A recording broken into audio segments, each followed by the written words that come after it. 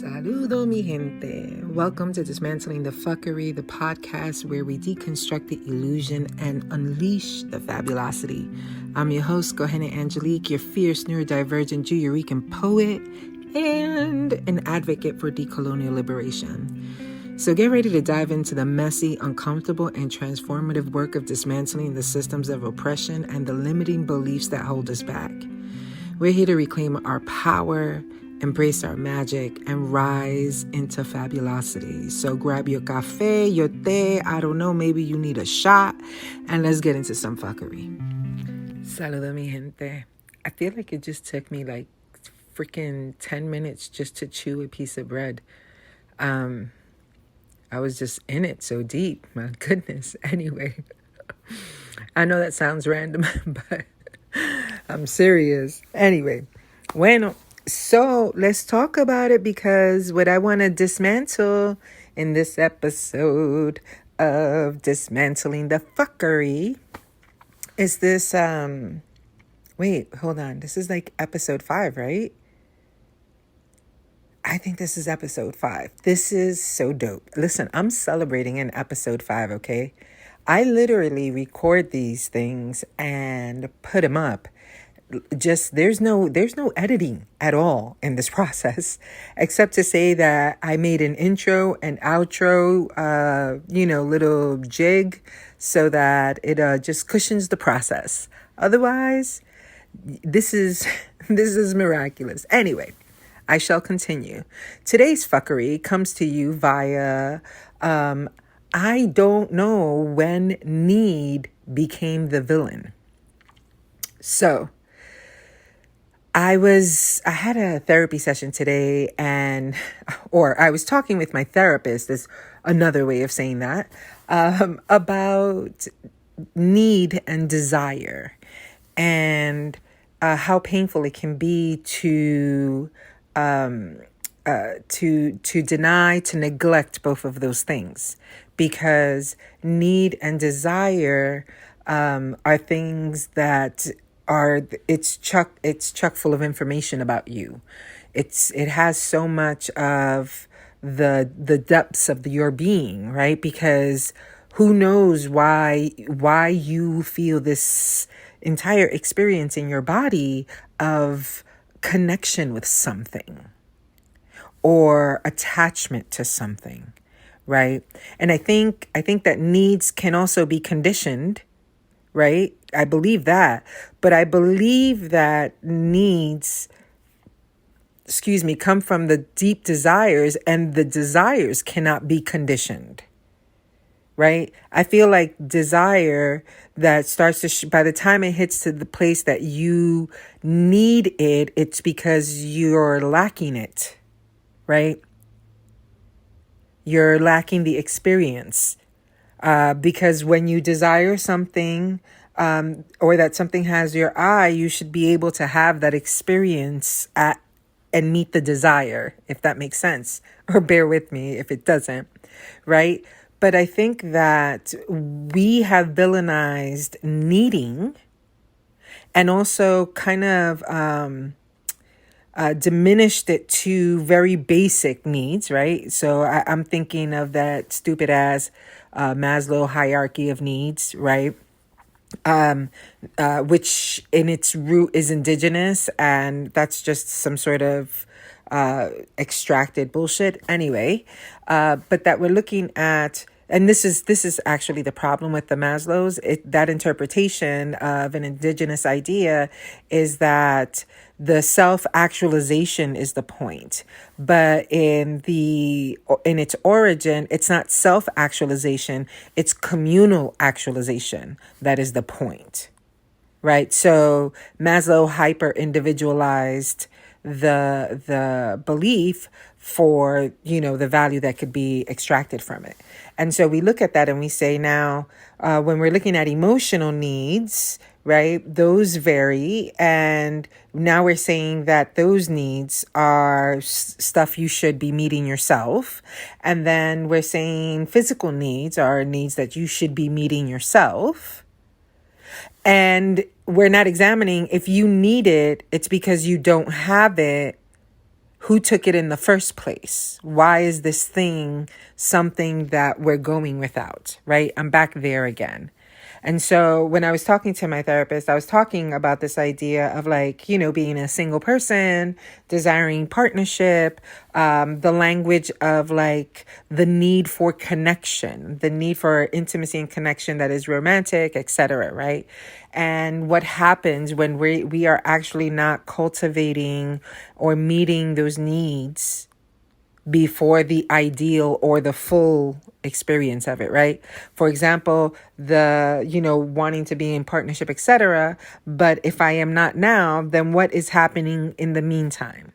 And that may be a different conversation for so many people, depending on what you believe. But for me, realizing that I didn't want the option of, just continuing to whatever, right? Engage in whomever on the way to.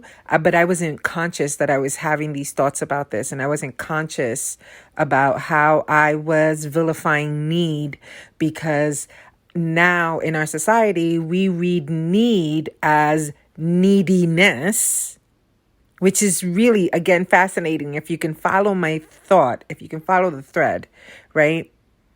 We look at someone who is too attached or codependent as someone who is needy, rather than looking at this thing and saying, okay, what are they needing that they are not getting, that they are unable to access? If the point is self-access, then perhaps with whatever the belief system is, whatever the mentality is, they are unable to access that type of agency in order to see that many of their needs, many of their desires can be met first by themselves, and that also with others. That we didn't have to be afraid of the scarcity of this word, or being perceived as coming from scarcity, when if there's an absence of it, there obviously was an origin of having it, and now somehow, some sort of circumstance, event in life, etc., it is missing from the equation. I think that if we can come back to this place of saying, I am noticing in myself that I do have a desire for. And I'm noticing it because of the way my body's reacting, the way my mind is reacting to something. Therefore, I am going to be curious about what's showing up. I'm going to see if there is perhaps an equivalent, or if the risk is high or low, right? Like all of these things in order to understand whether the need that I am experiencing in the moment is solely my responsibility or needs support as well, right? Is lacking support, if we want to use another word.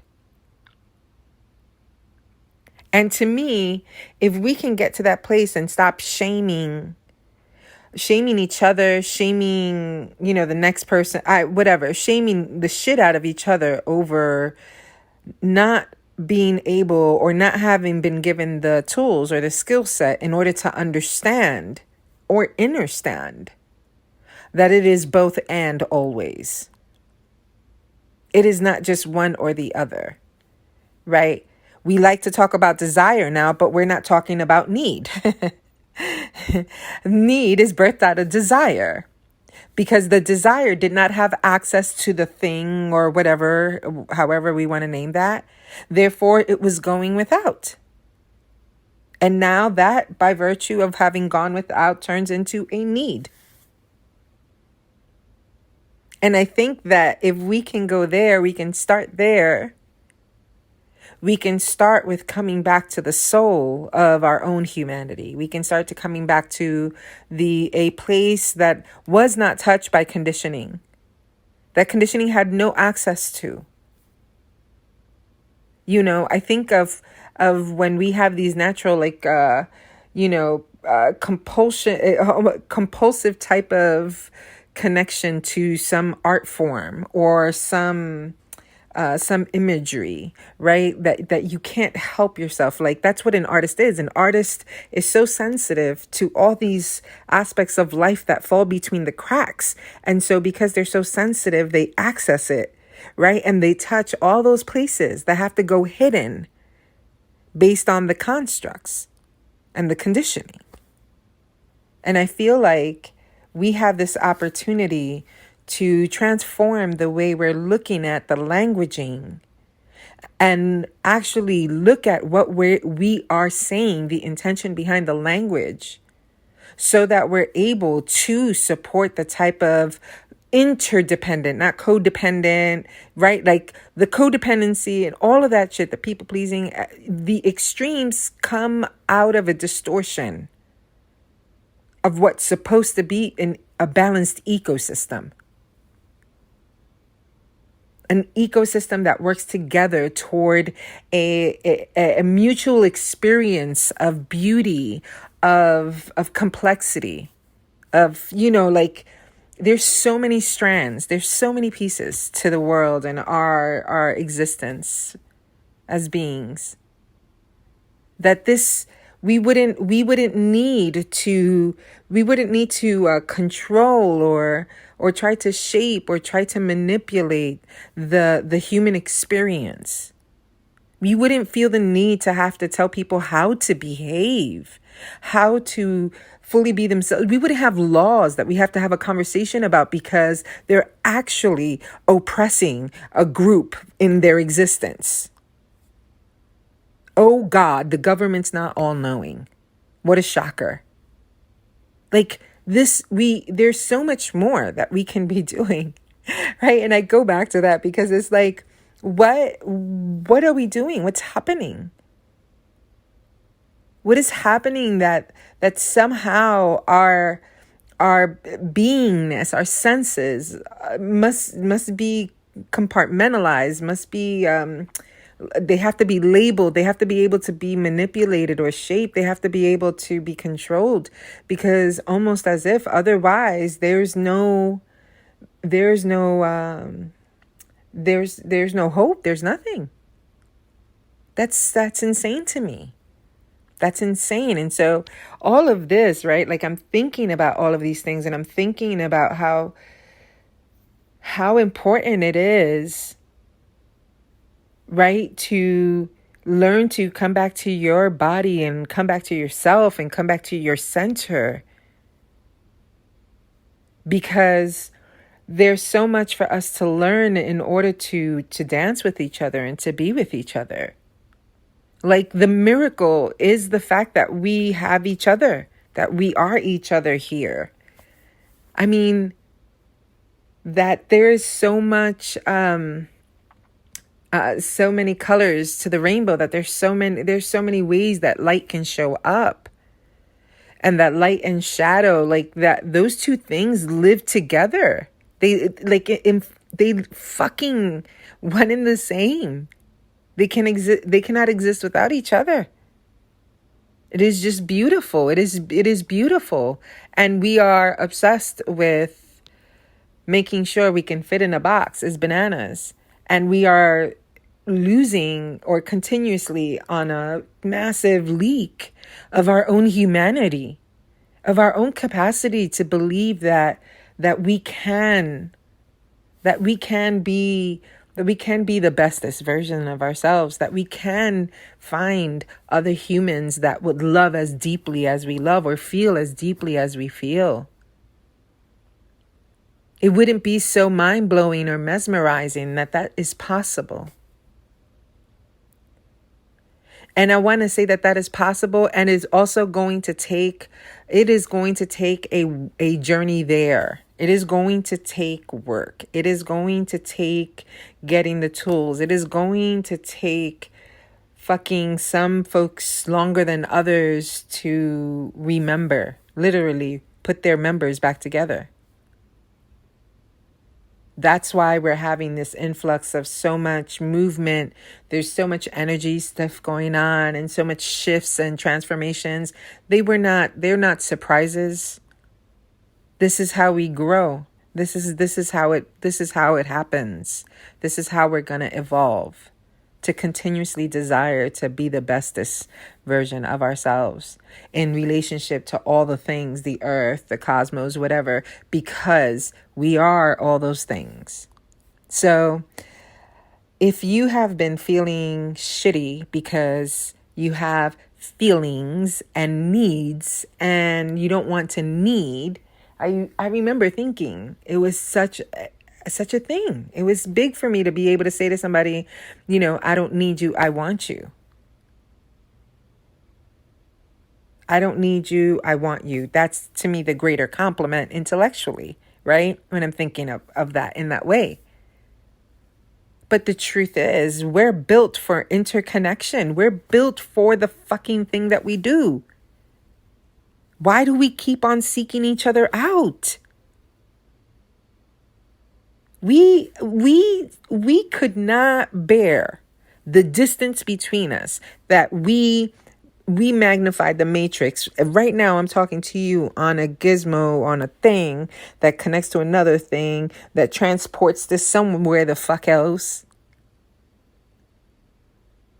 Like, we literally fucking made magic just so that we could be closer in a heartbeat. Literally a fucking heartbeat. Everybody's one text away. That's how much we actually need each other. And when we're hurt and when we've hurt each other, what the fuck else do you think we need than each other to heal what each other broke? I am just saying. I am just trying to put this out there in a way that fucking has us thinking. If something broke something, the something has to repair the something. Because what will be missing is the something. I know that just sounds bonkers, but it is the truth, right? Like, we can do better than we've been doing. Kinder, gentler. And the truth of this experience here is that it is messy, it is challenging, so we still need protectors, and we still need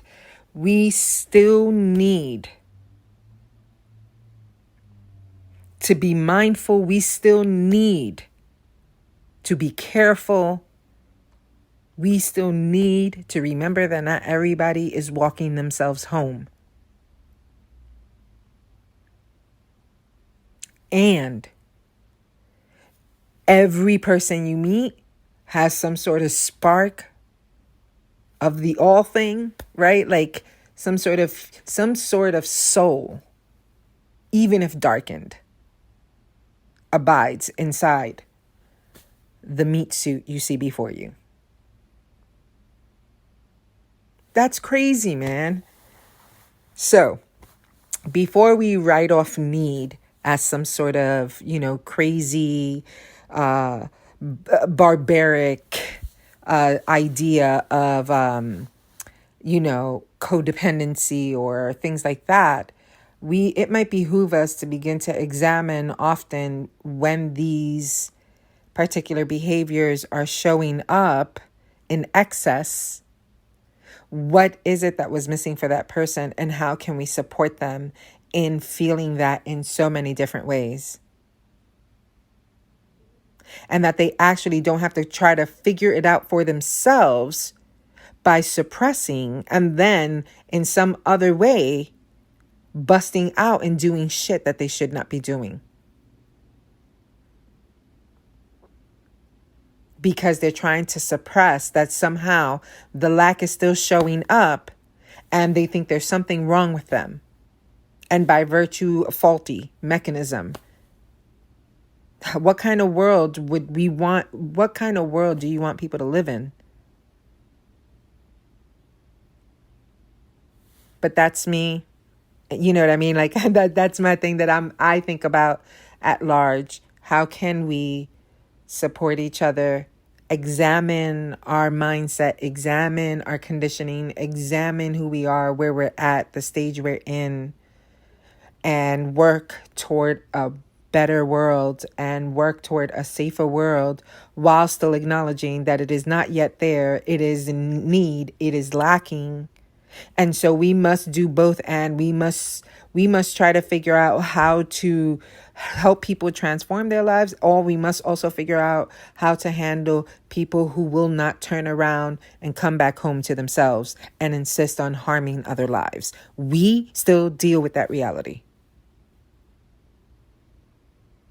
And because we do, we have the capacity to both be the loving bear of all time, right? And the warm arms that so many feel welcomed in, and can be the same arms that may need to protect, and may be the same arms that may need to dig holes.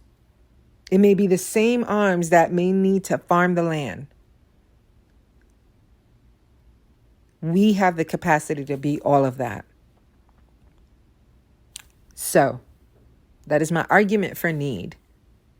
And furthermore, I would ask you, what do you feel like you need in your life?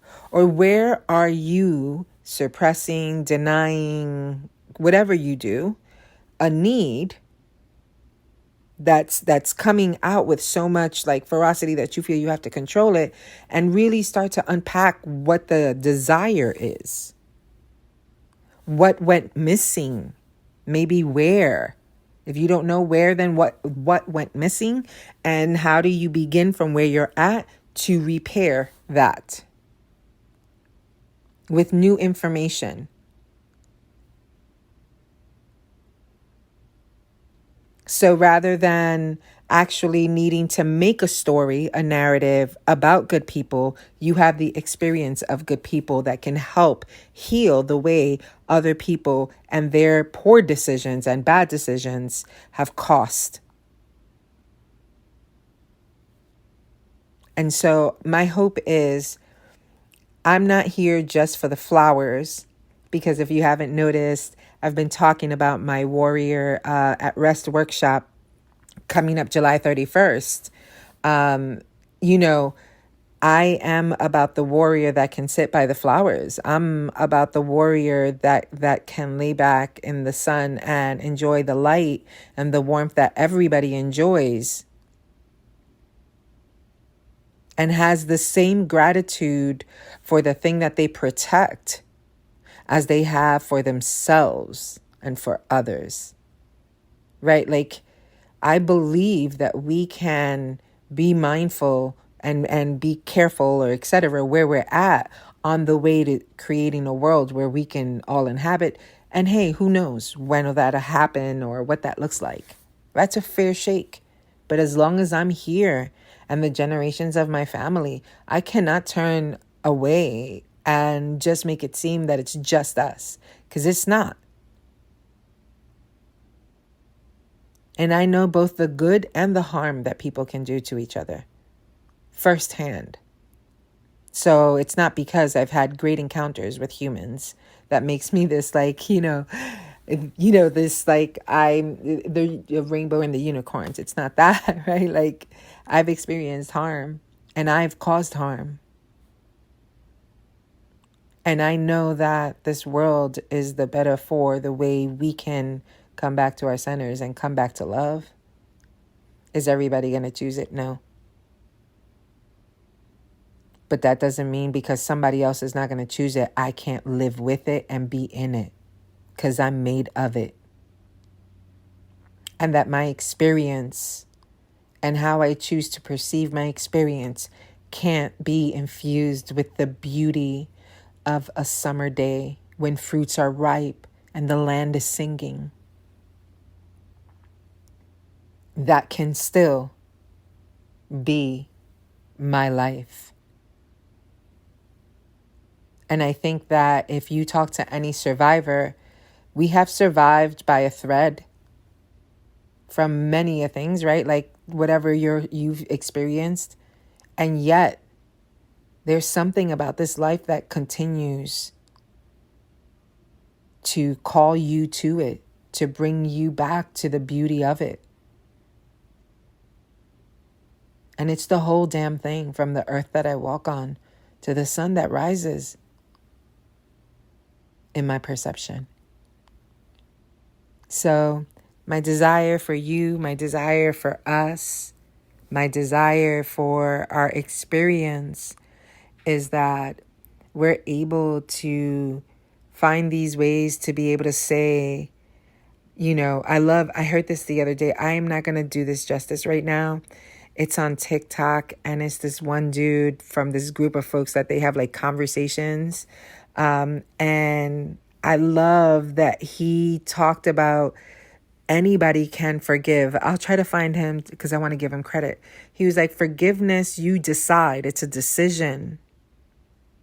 It's the work that comes after that decision that people are struggling with.